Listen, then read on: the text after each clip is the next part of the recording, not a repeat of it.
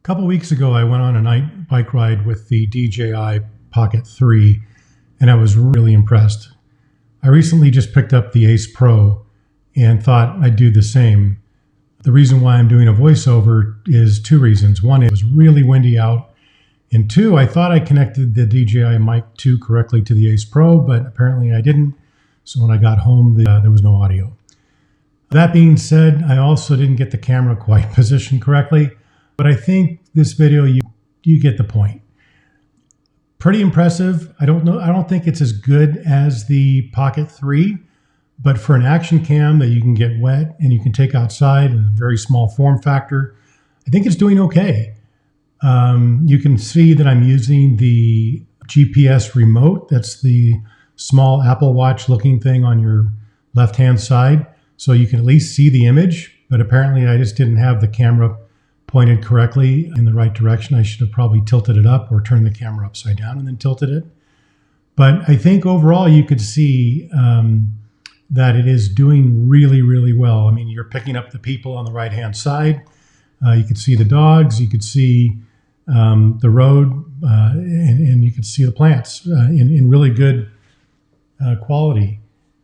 This is, I think, in normal conditions, what you would experience when taking this camera out at night, whether it's riding a bike or walking the city, versus the video I did over the weekend, which was almost in pitch black in my backyard with just some surface landscaping lights on.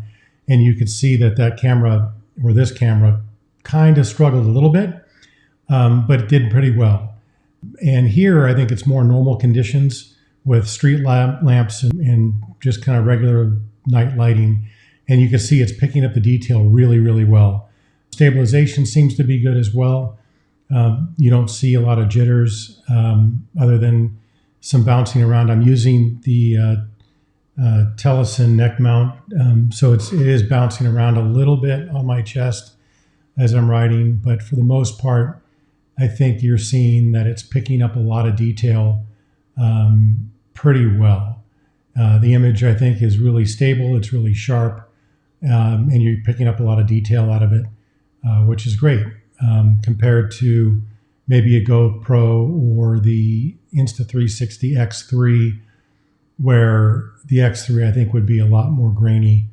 I should take that out one night and just compare, but my guess is it's going to have a lot more noise in it than this.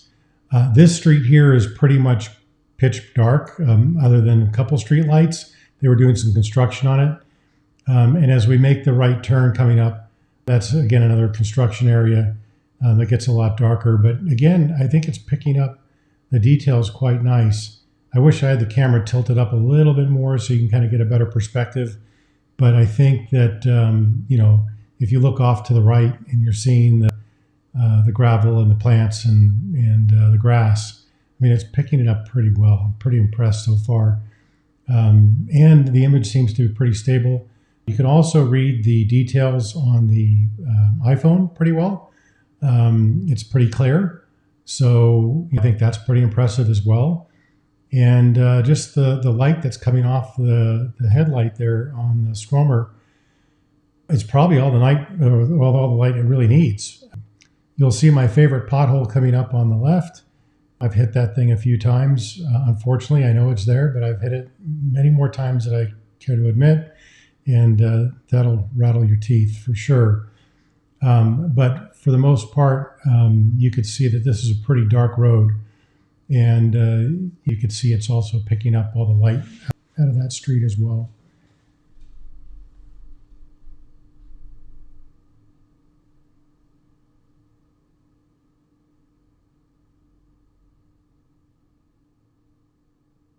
Now, as we come to the end of this road and we make a right-hand turn, that street there is under construction as well, and it's going to be completely black.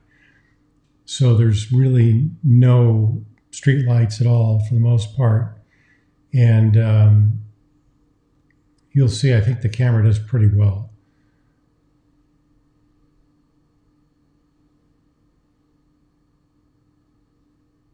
Again, I'm pretty impressed. It's lighting up the street cones pretty well. Again, the light the plants off to the right. Now here's where we're turning, and there's going to be zero light from any kind of street lights whatsoever. So this I would consider to be pretty much pitch black. There are some lights off to the left where they're building a neighborhood, but for the most part, this street is completely dark.